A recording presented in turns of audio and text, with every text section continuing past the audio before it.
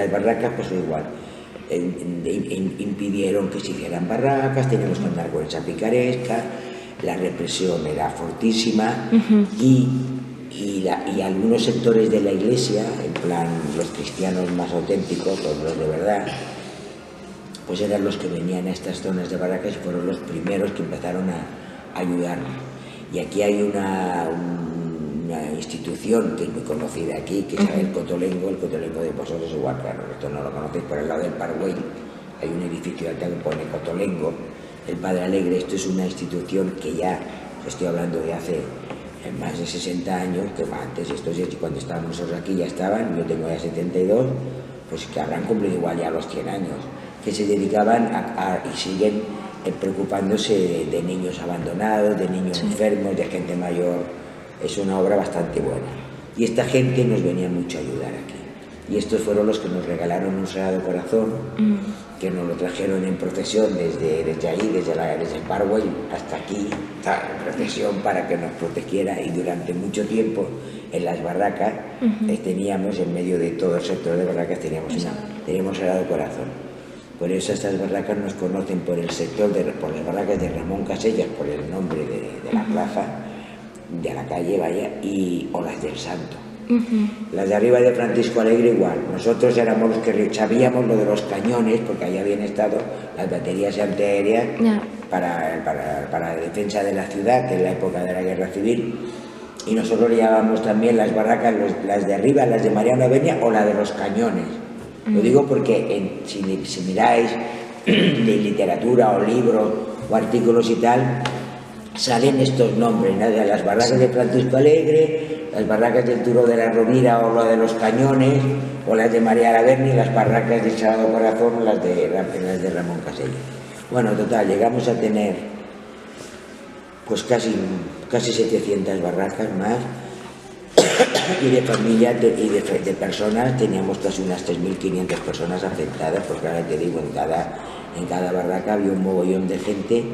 Y luego las familias numerosas, antes sí que había muchas familias, ahora a partir de 3 ya es familia numerosa. Claro.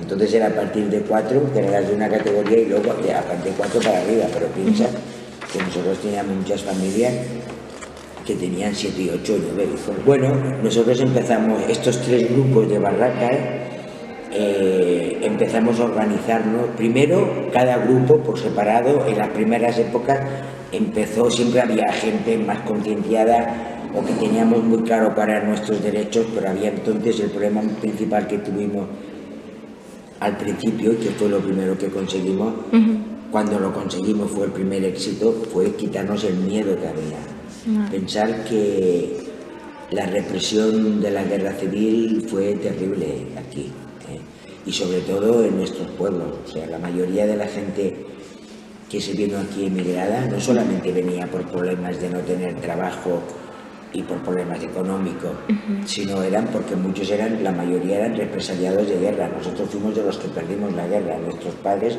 pues eran republicanos, o eran los rojos, que ¿no? El sector éramos todos rojos, que era verdad. Y esta era la gente primera que emigró aquí, porque en los pueblos la represión todavía era peor. Si había trabajo, era trabajo para los 4 enchufados del pueblo, o para los que no habían hecho la guerra civil. La gente tal no les daban trabajo, o sea. Entonces mucha gente incluso salió de la cárcel, gente que estuvo en la cárcel por motivos de guerra y tal, y salían de la cárcel y ya se venían para acá. Ya no pasaban por el pueblo, porque en el pueblo todavía era peor.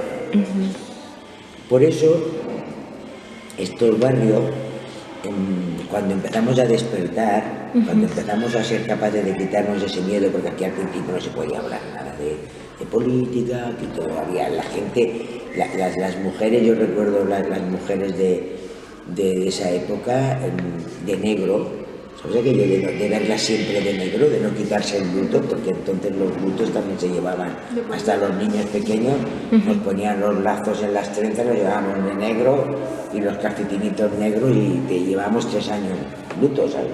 Y la gente mayor, había gente mayor que no se había quitado el luto nunca, porque al que no le habían matado al marido, le habían matado un hermano, y al que no, le habían matado al nieto, bueno, en fin, un desastre. pues claro, al principio aquí todo el mundo se preocupaba un poco, había solidaridad, de ayudarnos en cuanto a lo material, de ayudarnos a hacer la barraca, de con lo poco que teníamos de mejorar un poquito las calles, pero piensa que no teníamos ni agua, no teníamos luz eléctrica, no teníamos váteres, no teníamos nada. O sea, nosotros aquí, y los de la montaña de arriba igual, hacíamos donde están estos bloques ahora de Vistapar, todos estos bloques tan altos que hay aquí, pues esto era una montaña y no había nada. Estábamos las barracas y todo aquí alrededor prácticamente no había nada. Pues nosotros hacíamos unas zanjas en la montaña, donde echábamos todas las basuras. Cuando la zanja que habíamos hecho estaba llena, nosotros mismos la tapábamos y hacíamos otra zanja, o sea que la montaña esa estaba llena de zanjas, nada más de todo esto. La luz, hasta el año 74 no tuvimos luz eléctrica, con lo cual nos alumbrábamos con velas, con candiles de aceite, así sabes, yo digo, he pasado de la edad de piedra a subir a la luna.